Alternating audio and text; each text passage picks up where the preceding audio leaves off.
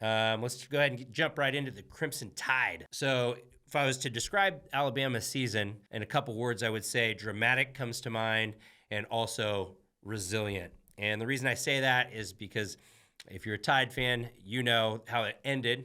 You guys had the Iron Bowl and getting into the SEC championship game, then that amazing game that was played, and then all of the things that happened beforehand with resilience. So that would be losing to Texas.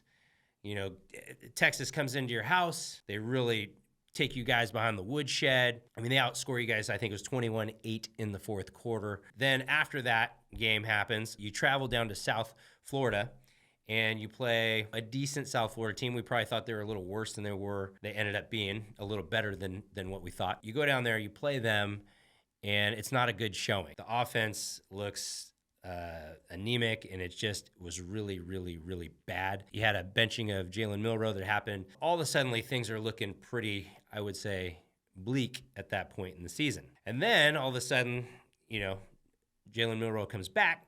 You figure he's your guy. You get a win over Ole Miss. You get a win over Tennessee and then LSU, and you look like a completely different team. All the meanwhile, Texas is over here doing what they're doing and winning games. They do lose to Oklahoma and all that, but Texas still, we didn't know how good they were, but as the season went on, they started to look better, so that loss looked a lot less worse.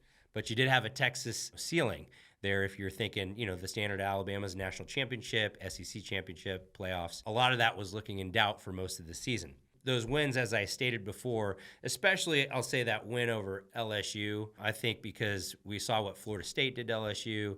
And then, LSU was a little bit of a hard read because the defense was so bad. But all in all, Alabama figured out and then looked dominant when they needed to in that one. And then Jalen Milroe just got better as the season went on. The secondary was stingy. The defense was stingy. I feel like there was just a lot of really good things that Alabama matured into, that they maybe didn't start as a team, but they matured into this team that then beats Georgia in the SEC championship. So what an incredible season if you're a Crimson Tide fan.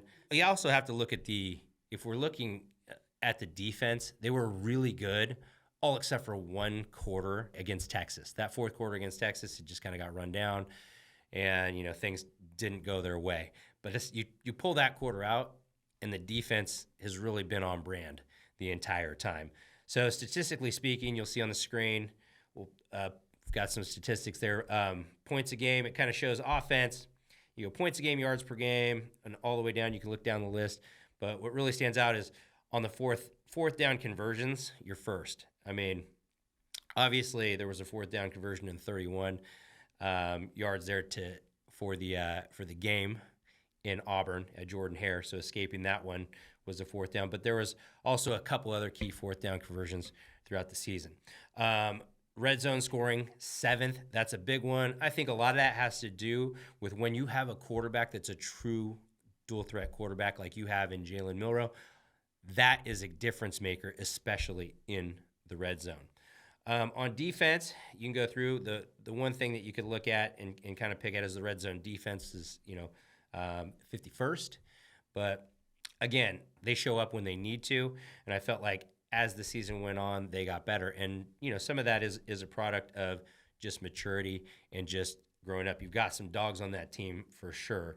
So you've got Milroe, but you've got Arnold, you've got McKinstry Downs, Dallas Turner, so as some of the key players. So the notable wins, these are some notable things from the team season. So best win was against Georgia. Worst loss, only loss I should say, was Texas, obviously. The best offense that Alabama played, LSU. Best defense they faced, Georgia. Run-pass balance is 51-49, so probably one of the most balanced teams in the entire playoff. And then the passer rating under pressure was about 90%, so 90.2%, which is, not bad, not great, but not bad. The kicking game is pretty good, so ranked 17th. And I think while UGA, was the reigning national champion for a few years there, I feel like what happened was Nick Saban and the Tide came back, and if you heard the pregame speech, they took back what was theirs.